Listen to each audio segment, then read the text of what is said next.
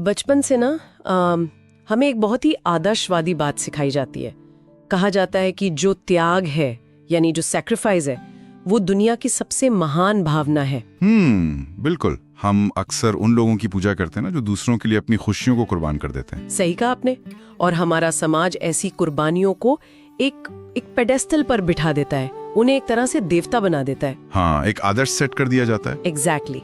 लेकिन मैं सोच रही थी कि क्या कभी किसी ने इस बात पर ध्यान दिया है कि क्या हो अगर यही त्याग किसी इंसान का सबसे बड़ा गुनाह बन जाए? अच्छा, एक गुनाह, ये थोड़ा अलग पर्सपेक्टिव है। हाँ, एक ऐसा सैक्रिफाइस जो महानता नहीं बल्कि दो जिंदगियों की पूरी तरह से तबाही का कारण बन जाए। तो आज हिंदी ऑडियो बुक रसियोग्राम की इस खास और बेहद सिनेमैटिक चर्चा में हम एक ऐसी ही गहरी और दर्दनाक कहानी के जरिए ना इस मनोवैज्ञानिक सवाल का जवाब ढूंढने निकलेंगे। वही तो, ये एक बहुत ही जरूरी और थोड़ा सा अजीब लगने वाला सवाल है। बिल्कुल। क्योंकि हम सामाजिक रूप से इस तरह कंडीशन्ड होते हैं कि हम बलिदान को कभी गलत मान ही नहीं सकते। बिल्कुल नहीं मान सकते, हमारी पूरी अपब्रिंगिंग ही वैसी होती है। सही बात है। तो आज की इस चर्चा का मुख्य उद्देश्य सिर्फ एक कहानी को सुनना नहीं है, बल्कि उस हीरो कॉम्प्लेक्स को, उस आदर्शवाद को डिकोड करना है जो एक इंसान को अपने ही हाथों अपनी खुशियों का गला घोंटने पर मजबूर कर देता है। और इसके लिए धर्मवीर भारती जी का लिखा हुआ मास्टरपीस गुनाहों का देवता से बेहतर क्या हो सकता है? कोई और किताब हो ही नहीं सकती। ये इसी झूठे आदर्शवाद और अनकहे जज्बातों की एक ऐसी बेहतरीन ट्रेजेडी है जो हमें अपनी ही भावनाओं को देखने का नजरिया ना बिल्कुल बदलने पर मजबूर कर देती है। एकदम सही। तो चलिए इसमें डुबकी लगाते हैं। इस कहानी के मुख्य किरदार चंदर और सुधा हैं और उनकी जिंदगी के जरिए हम देखेंगे कि कैसे इंसान खुद अपने ही बनाए हुए आदर्शों के जाल में फंस जाता है। हाँ, और इसको समझने के लिए ना सबसे पहले इन दोनों किरदारों का जो फाउंडेशन है और उनका जो स्वभाव है वो समझना बहुत जरूरी हो जाता है। बिल्कुल। तो अगर हम चंदर की बात करें तो वो इलाहाबाद यूनिवर्सिटी का एक बेहद होनहार, गंभीर और बहुत ही इंटेलिजेंट छात्र है। उसका जो कैरेक्टर है ना वो एक बहुत ही गहरा ठहराव और परिपक्वता को दर्शाता है। एक मैच्योरिटी है उसमें। एक ठहराव वाला इंसान, राइट? हाँ। और वहीं दूसरी तरफ उसके प्रोफेसर डॉक्टर शुक्ला की बेटी है सुधा। अब सुधा का स्वभाव चंदर से ना बिल्कुल अलग है। वो हंसमुख है, थोड़ी चुलबुली है और एक ऐसी मासूमियत से भरी हुई है जो किसी भी शांत पानी में लहर पैदा कर दे। अरे वाह, क्या बात है। और दोनों बचपन के दोस्त हैं, है ना? हाँ, दोनों बचपन के दोस्त हैं। दरअसल इन दोनों का जो ये कॉन्ट्रास्ट है वही इस कहानी की असली आत्मा है। एक तरफ चंदर है जो नियमों, मर्यादाओं और सामाजिक आदर्शों के बोझ तले बिल्कुल दबा हुआ है, और दूसरी तरफ सुधा है जो बिल्कुल बेफिक्र और नेचुरल है। एग्जैक्टली। वो किसी नियम को नहीं मानती, वो बस दिल की सुनती है। सही कहा। अगर सुधा के नजरिए से देखा जाए तो चंदर उसका सबसे करीबी और सच्चा दोस्त है। वो चंदर के बिना ना अपने दिन की कल्पना भी नहीं कर सकती। स्थिति है जहां इस रिश्ते को कोई एक लेबल दिया ही नहीं जा सकता। न पूरी तरह से दोस्ती, न प्रॉपर ओपनली डिक्लेयर किया हुआ प्यार। अगर इसे मैं एक उदाहरण से समझाने की कोशिश करूं तो ये रिश्ता बिल्कुल उन दो तारों की तरह लगता है जिन्हें स्पेस साइंस में हम बाइनरी स्टार्स कहते हैं। ओह, बाइनरी स्टार्स, ये बड़ा इंटरेस्टिंग कंपैरिजन है ना? दोनों तारे एक ही ऑर्बिट में घूमते हैं। वो एक दूसरे के इतने करीब होते हैं कि उनकी रोशनी बिल्कुल आपस में मिल जाती है, लेकिन वो कभी टकराते नहीं हैं। एक दूसरे के बिना उनका कोई अस्तित्व, कोई वजूद ही नहीं होता। क्या बात है, बहुत खूबसूरत तरीके से समझाया आपने। दोनों साथ हैं पर अलग भी हैं। बिल्कुल। लेकिन यहाँ चर्चा का जो मुख्य बिंदु उठता है वो ये है कि आखिर इंसान उन भावनाओं को नाम देने से इतना क्यों डरता है जो इसके जीवन का सबसे बड़ा सच होती है। चंदर ने कभी कुछ क्यों नहीं कहा। अब देखिए, इस डर को समझने के लिए ना हमें थोड़ा सा उस वक्त के सामाजिक परिवेश और चंदर की मानस्थिति की गहराई में जाना होगा। बात सिर्फ डर की नहीं थी। तो फिर किस चीज की थी? बात थी आदर की। चंद्र के मन में डॉक्टर शुक्ला के लिए सिर्फ एक आम प्रोफेसर वाला सम्मान नहीं था। हमारे भारत में जो गुरु शिष्य परंपरा का एक बहुत भारी वजन होता है ना, चंद्र उसी परंपरा को जी रहा था। डॉक्टर शुक्ला उसके लिए एक पिता के बराबर थे। वो उन्हें एक महान गुरु के रूप में पूजता था। पूजनीय थे वो उसके लिए। हाँ, और जब आप किसी को इस हद तक पूजने लगते हैं तो आप उनके घर को एक मंदिर की तरह देखने लगते हैं। और आप ये सोचिए, उस मंदिर में अपने गुरु की बेटी के साथ प्रेम का विचार भी चंदर को एक पाप जैसा लगता था। उसे लगता था वो उनका भरोसा तोड़ देगा। यानी उसका अपना ही सम्मान और आदर उसके रास्ते की सबसे बड़ी रुकावट बन गया था। उसने दोस्ती का टैग देकर अपनी सबसे असली, सबसे सच्ची भावनाओं को एक बक्से में बंद कर दिया। एग्जैक्टली, और चाबी फेंक दी। वही तो, ये एक ऐसी स्थिति है जहां इंसान खुद ही अपने लिए एक पिंजरा बनाता है, उसके अंदर बैठता है और फिर चाबी को हमेशा के लिए फेंक देता है। उस पिंजरे से बाहर आने का कोई रास्ता ही नहीं छोड़ता। सही कहा। और इस मानसिकता का सबसे भयानक असर, या कह लीजिए इस कहानी का सबसे बड़ा टर्निंग पॉइंट, एक ऐसी घटना से शुरू होता है जहां सब कुछ बदल जाता है। हाँ, जब वो शादी की बात आती है। बिल्कुल। एक दिन डॉक्टर शुक्ला चंदर को अपने पास बुलाते हैं और कहते हैं कि सुधा के लिए ना शादी का रिश्ता ढूंढना है, तुम इस काम में मेरी मदद करो। बाप रे, इस एक वाक्य ने तो चंदर की दुनिया ही हिला दी होगी। अंदर ही अंदर वो पूरी तरह टूट गया होगा। लेकिन यहाँ जो होता है ना, वो किसी को भी हैरान कर दे।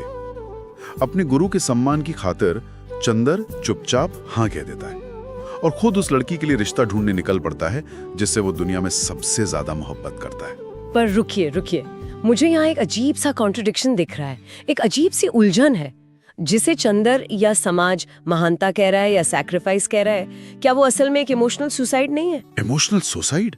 हाँ, जिस इंसान के बिना आपको सांस लेना मुश्किल हो, उसे आप अपने ही हाथों किसी और के हवाले कर रहे हैं। क्या ये सच में किसी हीरो का बलिदान है या फिर ये एक बहुत ही डीपली रूटेड सेल्फ सैबोटाज है? मतलब वो खुद अपनी जिंदगी बर्बाद कर रहा है। ये मैकेनिज्म समझना सच में थोड़ा मुश्किल हो रहा है मेरे लिए। ये कॉन्ट्रडिक्शन आपने बिल्कुल सही पकड़ा है और असल में यही हमारी इस डीप डाइव का कोर है। इसको समझने के लिए हमें हीरो कॉम्प्लेक्स को डिकोड करना होगा।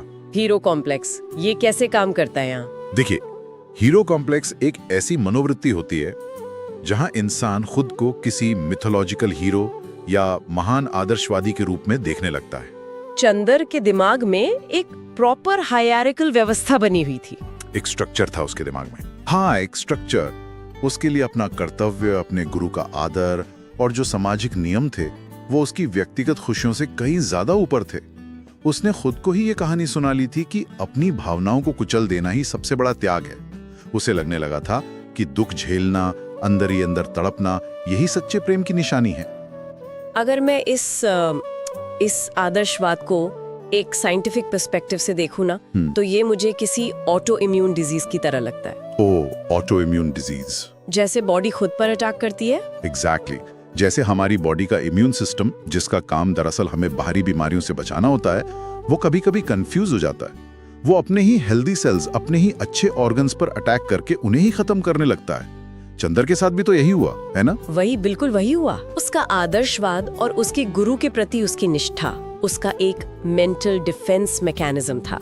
लेकिन उसी डिफेंस मैकेनिज्म ने उसके अंदर के सबसे हेल्दी, सबसे खूबसूरत हिस्से पर, यानी उसके प्यार और उसकी आत्मा पर ही अटैक कर दिया और उसे अंदर ही अंदर पूरी तरह खोखला कर दिया।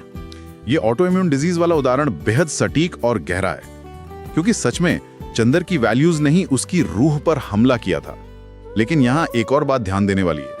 इस हीरो कॉम्प्लेक्स का या इस ऑटो इम्यून अटैक का ना एक बहुत बड़ा ब्लाइंड स्पॉट होता है, जिसे लोग अक्सर इग्नोर कर देते हैं। कौन सा ब्लाइंड स्पॉट? जब कोई इंसान खुद को महान बनाने के नशे में अंधा हो जाता है, तो उसे सामने वाली की असली जरूरत दिखाई ही नहीं देती। उसकी एजेंसी, उसकी मर्जी दिखाई नहीं देती। चंदर को लगा कि वो बहुत बड़ा सैक्रिफाइस कर रहा है, लेकिन उसने एक बार भी सुधा की मर्जी नहीं जानी। अरे हाँ, सुधा से तो उसने पूछा ही नहीं। बिल्कुल नहीं। उसने एक फर्ज पूरा करने के आड़ में चुपचाप सुधा का भविष्य तय कर दिया। उसने इंसानियत के सबसे गहरे जज्बात का गला घोंट दिया और उसे लगा कि वो एक फरिश्ते का काम कर रहा है।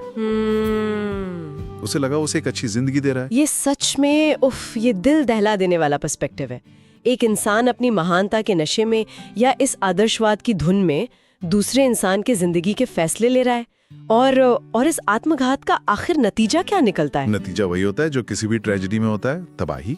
हाँ, सुधा की शादी एक अच्छे लड़के से तय हो जाती है और वो शादी के दिन का जो दृश्य इस कहानी में है, वो किसी की भी आत्मा को झकझोर सकता है। वो बहुत ही पावरफुल सीन है, बहुत हैवी। बहुत ज्यादा।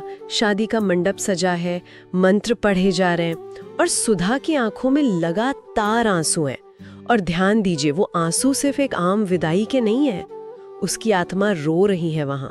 और वहीं दूसरी तरफ चंदर भीड़ से दूर एक अजीब सी खामोशी ओढ़े खड़ा है। हाँ, जैसे वो फिजिकली वहां है पर मेंटली वो मर चुका है। एग्जैक्टली। उस खामोशी के पीछे एक ऐसा तूफान है जिसे वो चिल्लाकर बाहर नहीं निकाल सकता, वो किसी से बोल नहीं सकता। उस दिन चंदर ने अपना सच्चा प्यार हमेशा के लिए किसी और के हवाले कर दिया, और वो भी चुपचाप देखते हुए। लेकिन हमें यहाँ इस बात पर भी गौर करना होगा कि ये दर्द और ये खामोशी सिर्फ एक तरफा नहीं थी। अक्सर पढ़ने वालों को लगता है कि सिर्फ चंदर अकेले तड़प रहा था, उसने महान बलिदान दिया, पर सुधा के अंदर भी एक अलग तरह की मौत हो रही थी। उसकी तड़प को लोग अक्सर कम आंकते हैं। सही कहा। सुधा के दिल में चंदर के लिए उतनी ही गहरी भावनाएं थी, बल्कि शायद उससे ज्यादा शिद्दत से थी। तो यहाँ पर सुनने वालों के दिमाग में एक और बड़ा सवाल उठ रहा होगा कि अगर सुधा के दिल में इतनी भावनाएं थीं, तो उसने खामोशी क्यों चुनी? उसने चंदर को रोककर सच क्यों नहीं बताया? वो तो डरती भी नहीं थी किसी से। क्योंकि चंदर की चुप्पी ने सुधा की आवाज को हमेशा के लिए दबा दिया था। अब आप सोचिए, सुधा उसी भ्रम में जी रही थी कि चंदर शायद उसे सिर्फ एक आम दोस्त मानता है। अच्छा, उसे लगा कि चंदर उसे प्यार नहीं करता। बिल्कुल। जब वो इंसान जिसे आप सबसे ज्यादा चाहते हैं खुद ही आपके लिए लड़के ढूंढने लगे और पूरे जोश के साथ आपकी शादी करवाने में लग जाएं, तो आपको क्या लगेगा? आपको यही लगेगा ना कि शायद आपकी भावनाओं की वहां कोई जगह ही नहीं है। ओहो, यानी चंदर का वो अपने गुरु के प्रति दिखाया गया एक्शन ही सुधा के लिए एक रिजेक्शन बन गया। वही तो। सुधा को लगा उसका प्यार एक तरफा है। दोनों के बीच की इस आपसी खामोशी और एक दूसरे के मन की बात ना समझ पाने की इस विडंबना ने एक खूबसूरत संभावना को न सिर्फ पूरी तरह से तबाह कर दिया। यहाँ खामोशी कोई शांति नहीं थी, खामोशी एक एक्टिव हथियार थी जिसने दोनों को बुरी तरह घायल कर दिया। बाप रे, खामोशी एक एक्टिव हथियार थी। ये विचार वाकई बहुत गहरा है, और इस हथियार का वार शादी के बाद हमें साफ दिखाई भी देता है। हाँ, चंदर की हालत देखिए आप शादी के बाद। हाँ, जैसे ही सुधा वहां से जाती है, चंदर की पूरी शख्सियत बिखर जाती है। उसका वो ठहराव, उसकी वो परिपक्वता, उसके वो लंबे चौड़े आदर्श, सब मिट्टी में मिल जाते हैं एक झटके में। क्योंकि अब वो एम्प्टी हो चुका है, अंदर कुछ बचा ही नहीं है। सही में। फिर वो क्या करता है? गिल्ट और पीड़ा से भागने के लिए वो गलत रास्तों पर निकल पड़ता है। उसकी जिंदगी में और लड़कियां आती हैं, वो डिस्ट्रैक्ट होने की कोशिश करता है, लेकिन उसके दिल का जो हिस्सा सुधा के साथ चला गया था ना, उस खाली जगह को कोई नहीं भर पाता। वो दरअसल खुद से भाग रहा था। एक आदर्शवादी इंसान अपनी ही नजर में गिरने लगता है, क्योंकि अब उसे समझ आने लगता है कि उसने एक्चुअली में क्या खोया है, और आदर्शों से पेट नहीं भरता। बिल्कुल। और वहीं दूसरी तरफ हमारी सुधा की हालत और भी ज्यादा दर्दनाक होती जा रही थी, क्योंकि जब आत्मा पर चोट लगती है, जब इंसान अंदर से मर चुका होता है, तो जिस्म आखिर कितनी देर तक जिंदा रह सकता है? ये बहुत बड़ा सवाल है। बॉडी माइंड के बिना फंक्शनल नहीं रह सकती लंबे समय तक। हाँ, सुधा अपनी नई जिंदगी और अपनी शादी में बिल्कुल खुश नहीं थी। वो उस नए शहर, नए रिश्ते में बस घुट रही थी, और उसका वो दुख उसकी बीमार पड़ने के रूप में सामने आने लगता है। वो फिजिकली वीक होने लगती है। वो सिर्फ वीक नहीं होती, वो बीमारी कोई नॉर्मल फिजिकल इन्फेक्शन या मेडिकल प्रॉब्लम नहीं थी। दरअसल वो एक साइकोसोमैटिक पीड़ा थी। उसका दिल और दिमाग धीरे धीरे ना उसकी बॉडी को शट डाउन कर रहे थे। उसकी तबीयत लगातार दिन ब दिन बिगड़ती चली जाती है। और वहीं से कहानी अपने सबसे डार्क और ट्रेजिक फेज में एंटर करती है। हाँ, और फिर कहानी उस पॉइंट पर पहुंचती है जो इस पूरी चर्चा का और इस किताब का क्लाइमैक्स है। एक ऐसा क्लाइमैक्स जो सीधा दिल में उतर जाता है। मुझे लगता है वो सीन पढ़कर शायद ही किसी की आंखें सूखी रही होंगी। मेरी तो बिल्कुल नहीं रही थी। एक दिन जब सुधा मौत के बेहद करीब होती है, वो ऑलमोस्ट अपने आखिरी सांसें ले रही होती है, तब चंदर उससे मिलने आता है। उस हॉस्पिटल के कमरे का माहौल, उफ, वो अपने आप में एक पूरी कहानी कहता है। एक सन्नाटा, एक अजीब सी चोट होती है उस दृश्य में। एकदम सन्नाटा। एक तरफ बिस्तर पर पड़ी सुधा, जिसकी रूह पहले ही साथ छोड़ चुकी है, वो पीली पड़ चुकी है, और दूसरी तरफ चंदर, जो उसे इस हालत में देखकर अंदर ही अंदर हजार टुकड़ों में बिखरा हुआ है। और तभी सुधा वो सवाल पूछती है। हाँ, सुधा आहिस्ता से चंदर की तरफ देखती है और एक ऐसी बात कहती है, एक ऐसा सवाल पूछती है जो किसी भी इंसान के आदर्शों की बुनियाद को हमेशा के लिए हिला दे। वो कांपती हुई आवाज में पूछती है, चंदर, तुमने मुझे कभी रोका क्यों नहीं? बाप रे, ये सुनकर मेरे ही रोंगटे खड़े हो गए। है ना? और सोचिए उस वक्त चंदर पर क्या बीती होगी। ये सवाल सिर्फ 3-4 शब्दों का नहीं है। इस एक सवाल में ना सालों का दर्द, सालों की एक झूठी आशा और इस पूरे कहानी का निचोड़ छिपा हुआ है। सही कहा। ये सवाल सीधे तौर पर चंदर के उस मिलिटेंट लेवल के आदर्शवाद पर सबसे बड़ा तमाचा था। चंदर जो पूरी जिंदगी खुद को एक योद्धा समझता रहा, जिसे लगता था कि वो त्याग और बलिदान की मूर्ति है। हाँ, जैसे लगता था उसने बड़ा महान काम किया अपनी फीलिंग्स दबाकर। एग्जैक्टली, जिसे लगता था कि उसने गुरु की आज्ञा मानकर दुनिया का सबसे महान काम किया है। वो चंदर इस एक सवाल के बाद बिल्कुल निश्शब्द हो जाता है। उसके मुंह से एक आवाज तक नहीं निकलती। उसके पास कहने के लिए कुछ बचता ही नहीं है ना, क्योंकि इस एक सवाल ने उसे शीशे की तरह ये दिखा दिया था कि उसने बलिदान नहीं दिया था। उसने तो एक जीती जागती लड़की की और अपने सबसे करीबी इंसान की जिंदगी की आहुति दे दी थी। वो एक मर्डरर बन गया था अपनी ही नजरों में। और देखिए, यहीं पर आकर ना हिंदी ऑडियो बुक रासियोग्राम की इस खास चर्चा के जरिए मैं इस किताब के टाइटल गुनाहों का देवता का पूरा मनोवैज्ञानिक अर्थ सुनने वालों के सामने खोलना चाहूंगा। हाँ बिल्कुल। आखिर इस देवता और उसके गुनाह के बीच कनेक्शन क्या है? लोग अक्सर इस टाइटल को लेकर कंफ्यूज रहते हैं। देखिए, समाज, परिवार और उसके गुरु की नजरों में चंदर ने एक आदर्श शिष्य और एक आदर्श व्यक्ति होने का अपना फर्ज बहुत खूबसूरती से निभाया था। समाज के इन्हीं खोखले नियमों के हिसाब से वो एक देवता बन गया था, जिसने खुद की खुशियों का बलिदान दे दिया। समाज ने तो उसे मेडल पहना दिया। हाँ, लेकिन एक ऐसा इंसान जो अंदर ही अंदर बेइंतहा प्यार करता था, जिसकी एक आवाज पर सुधा अपना सब कुछ छोड़कर उसके पास रुक सकती थी। उसने चुप्पी साधकर, उस वक्त कुछ ना बोलकर, सदियों का सबसे बड़ा गुनाह किया था। My God! यानी समाज की नजरों में जो चीज उसे देवता बना रही थी, असल इंसानियत और प्रेम की नजरों में वही चीज उसका सबसे बड़ा पाप थी। उसकी ह्यूमैनिटी वहां हार गई थी। बिल्कुल सही। वो एक देवता होने के बावजूद 2 जिंदगियों की तबाही का इकलौता भागीदार बन गया। उसकी खामोशी, उसका सामाजिक फर्ज और उसका आदर्शवाद ही उसका सबसे बड़ा गुनाह साबित हुआ। तो इसका मतलब धर्म या आदर्श की आड़ में छुपकर इंसान जब अपनी कायरता यानी अपनी कावर्डिस को महानता का नाम दे देता है, तभी ऐसी ट्रेजेडीज जन्म लेती हैं। जी हाँ, जब सुधा ने उससे पूछा कि रोका क्यों नहीं, तभी चंदर को अपने उस आदर्शवाद का नकली और भयानक चेहरा दिखाई दिया। उसे महसूस हुआ कि उसने किसी पवित्र रिश्ते की रक्षा नहीं की, बल्कि उसने प्रैक्टिकली एक लड़की की जान ली है। ये सोच ही अंदर तक कंपा देती है। मैं तो अभी तक उस हॉस्पिटल वाले सीन से बाहर नहीं आ पा रही हूँ। अगर हम इस पूरी चर्चा और इस कहानी के मनोवैज्ञानिक तथ्यों को एक जगह समेटें, तो आखिर में हमें क्या सीख मिलती है? इसका मॉरल बहुत डायरेक्ट और पावरफुल है। जिंदगी का कौन सा मॉरल इस ट्रेजेडी में छिपा है?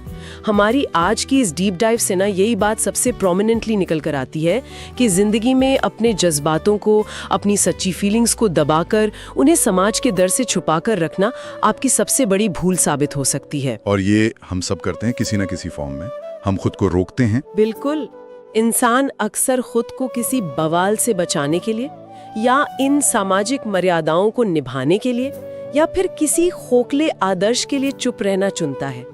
लेकिन अगर अपनी भावनाओं को समझने में और अपनी बात अपने प्यार तक कहने में थोड़ी सी भी देर हो जाए ना, तो बाकी बची हुई जिंदगी में सिर्फ और सिर्फ एक भयानक पछतावा रह जाता है। और पछतावा इंसान को अंदर से खा जाता है। सही कहा। अगर सच्चा प्यार है तो बिना किसी नतीजे के डर के सही वक्त पर अपनी आवाज उठाना बहुत जरूरी होता है, वरना हम भी किसी के लिए गुनाहों के देवता बन सकते हैं। ये बहुत ही जरूरी सबक है। हमारी आज की दुनिया के इतिहास और साहित्य में ऐसी कितनी ही कहानियां अधूरी रह गई हैं, या उनका अंत इतना दर्दनाक हुआ है सिर्फ और सिर्फ इसलिए क्योंकि किसी एक इंसान ने सही वक्त पर वो चुप्पी तोड़ने की हिम्मत नहीं की। थोड़ी सी हिम्मत, बस एक वाक्य बोलने की हिम्मत चाहिए थी। बिल्कुल। ये चर्चा इस बात पर जोर देती है कि आपकी भावनाओं के प्रति जो ईमानदारी है, वो किसी भी सामाजिक नियम, आदर्श या आपके ईगो से बढ़कर होनी चाहिए। जब इंसान डर या मर्यादा के चक्कर में पड़कर अपने ही अंदर की आवाज का गला घोंट देता है ना, तो वो आवाज आगे चलकर एक ऐसी चीख बन जाती है जो जिंदगी भर उसका पीछा नहीं छोड़ती। वो चीख फिर रातों को सोने नहीं देती। सही में इसको साइकोलॉजी में अनरिक्वाइटेड क्लोजर भी कह सकते हैं। यानी जब किसी कहानी का पूरी तरह से अंत नहीं होता, बातें अनकही रह जाती हैं और सवाल बाकी रह जाते हैं, तो वो दिमाग को किसी दिवाग की तरह खा जाता है।